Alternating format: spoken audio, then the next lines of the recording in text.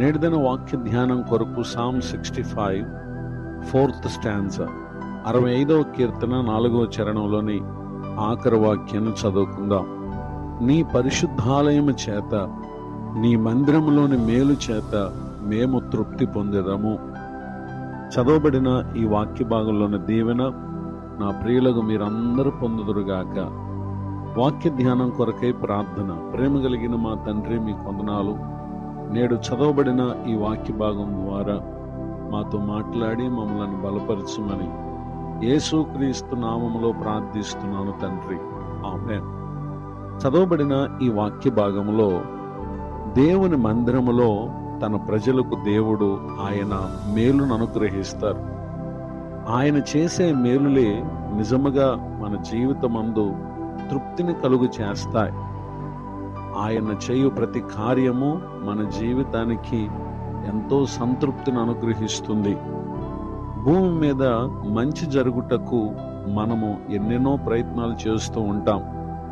కానీ మంచి అనేది లేక మేలు అనేది మానవ జీవితంలో దేవుని మందిరములో లేక దేవుని సన్నిధిలో మాత్రమే అవి మనకు లభిస్తాయి అనేటటువంటి విషయాన్ని తెలియచేయటానికి సంతోషిస్తున్నాను.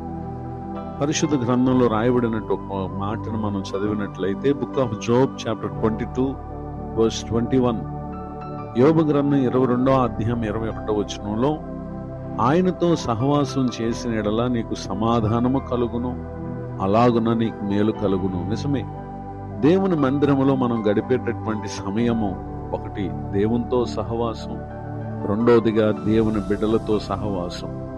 ఈ రెండు మనకు సమాధానమును, అంత మాత్రమే కాక మేలును, అంటే మేలు అనగా పలు విధములుగా ఎన్ని రకములుగానైనా ఆయన మన కొరకు మంచి చేసేటటువంటి దేవుడై ఉన్నారు. అన్నిటిలో ముఖ్యమైనది ఏంటంటే ప్రభు ఇచ్చేటటువంటి సమాధానము అనున్నది ఈ దినాన ఎంతటి ఉన్నతమైన ఉద్యోగంలో ఉన్నా, ఎంత సంపాదన ఉన్నా, ఎంతమంది స్నేహితులున్నా, ఎన్ని రకములుగా ఎన్నున్నప్పటికీ కూడా ప్రభువు ఇచ్చేటటువంటి సమాధానమే మన జీవితానికి సరైంది. దేనిలోనూ దొరకని సమాధానం ప్రభువులో మాత్రమే మనకు దొరుకుతుంది. కారణం ఏంటంటే book of Isaiah chapter 9 verse 6, యెషయా గ్రంథం 9వ అధ్యాయం 6వ వచనంలో సమాధానకర్త అని చెప్పి మనం అక్కడ చదువుతాం. నిజమే, యేసుక్రీస్తు ప్రభువే మానవ జీవితానికి సమాధానం ఇస్తారు. ఆయన ద్వారా పొందు ఆ సమాధానమే సమాజంలో మనము ఆరోగ్యంతోనూ, ఆనందంతోనూ, అభివృద్ధితోనూ, ఎన్ని శ్రమలు వచ్చినా, సమస్యలు వచ్చినా ధైర్యంతో వాటన్నిటిని ఎదుర్కొనటానికి గల కారణం ఏంటంటే ప్రభువుతో చేసే సహవాసం వలన, ఆయన మందిరములో గడపటం ద్వారా ప్రభు మనకు అనుగ్రహించేటటువంటి దీవెన సమాధానం. ఈ సమాధానముతో పాటు ఆయన ఇహమందు మనకు ఏవేవి కావాలో అన్నిటినీ అనుగ్రహించేటటువంటి దేవుడిగా ఉన్నారు అనేటటువంటి విషయాన్ని తెలియచేయడానికి సంతోషిస్తూ ఉన్నాను. పరిశుద్ధ గ్రంథంలో రాయబడినటువంటి ఒక సంఘటనను మనం పరిశీలన చేసినట్లయితే first book of Samuel chapter 1 verse 10, బహు దుఃఖాక్రాంతురాలై వచ్చి యెహోవా సన్నిధిని ప్రార్థన చేయుచు బహుగా ఏడ్చుచు. చదవబడినటువంటి ఈ వాక్య భాగంలో హన్నాను మనం చూస్తూ ఉన్నాం. ఆమె తన ఇంట పెనిన్నా చేత ఎంతో విసుగుదల చెందుతూ కోపము కలిగి ఉంది. కారణము, పెనిన్నా కలిగినటువంటి సంతానం హన్నాకు లేకపోవటాన్ని బట్టి ఆమె ఎంతో బాధపడతా ఉంది. తన ఇంట సమాధానం లేని ఆమె ఎంతో దుఃఖంతో ఉండేది. అలాంటి ఆమె దేవుని మందిరానికి వచ్చుటను ఇక్కడ మనం గమనించగలం. వచ్చినటువంటి ఆమెకు దేవుడు గొప్ప ధైర్యమును, వాగ్దానమును తన సేవకుని ద్వారా ఇచ్చి సమాధానముతో ఆమె ఇంటికి వెళ్ళింది. ఇంటికి వెళ్ళిన తర్వాత verse 19వ వచనంలో యెహోవా ఆమెను జ్ఞాపకం చేసుకునెను. verse 20వ వచనం, గనుక హన్నా గర్భము ధరించి దినములు నిండినప్పుడు ఒక కుమారుని కని, నేను యెహోవాకు మొక్కుకొని వీని అడుగుతాననుకునే వానికి సమూయేలును పేరు పెట్టెను. చదవబడినటువంటి ఈ వాక్య భాగంలో మొదట సమాధానమును, ఆ తర్వాత ప్రభు ఆమె జీవితంలో చేసినటువంటి మేలును పొందింది. అయితే ఆ బిడ్డను దేవుని మందిరానికి ప్రతిష్ఠించినటువంటి ఆమె ఎదిగిన తర్వాత మందిరంలో విడిచిపెట్టింది. అయితే తనకంటూ మంచి లేని స్థితిని దేవుడు హన్నాకు ఇచ్చట్లో ఏమాత్రం వెనుకాడక 2nd చాప్టర్ వర్స్ 21, 2వ అధ్యాయం 21వ వచనం.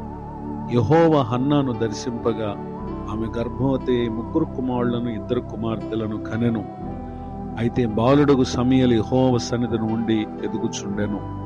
చదవబడినటువంటి ఈ వాక్య భాగంలో ఆమె మనవి చేసుకొనగా తనకు దొరికినటువంటి సంతానం సమూయేలు. అయితే సమూయేలుకు ప్రతిగా దేవుడు తనకు సంతానం ఇవ్వగా ఆమె మరలా 3 కుమారులను 2 కుమార్తెలను పొందుటని ఇక్కడ మనం చూడగలం.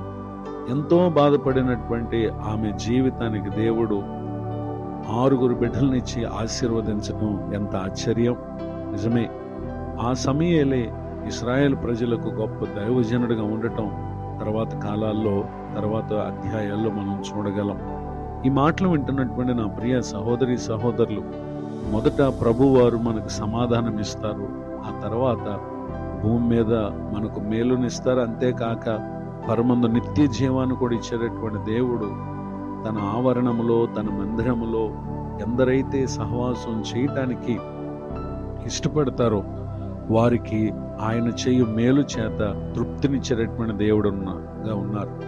మరి ఇటు గొప్ప దీవెన మనకి ఎక్కడ కూడా లభించదు గనుక విశ్వాసంతో దేవుని మందిరానికి రండి. దేవుని ప్రజలతో కూడా కలిసి ఆయనను స్తుతించి ఆరాధించండి. దైవజనుల ద్వారా దేవుడు మనకిచ్చే సందేశాన్ని విని ఆత్మీయంగా మేలు పొందుతూ మీ పట్ల ప్రభు చేసిన మేలును గురించి సాక్ష్యం ఇచ్చి తోటి వారితో ప్రార్థన సహకారాన్ని పొంది దైవధీములకు పాత్రులే నిత్య రాజ్యానికి వారసులగుటకు పరిశుద్ధాత్మ దేవుడి మాటల చేత మనందరిని దీవించునుగాక. ఆమేన్. ప్రార్థన. ప్రేమ కలిగిన మా తండ్రి, వందనాలు.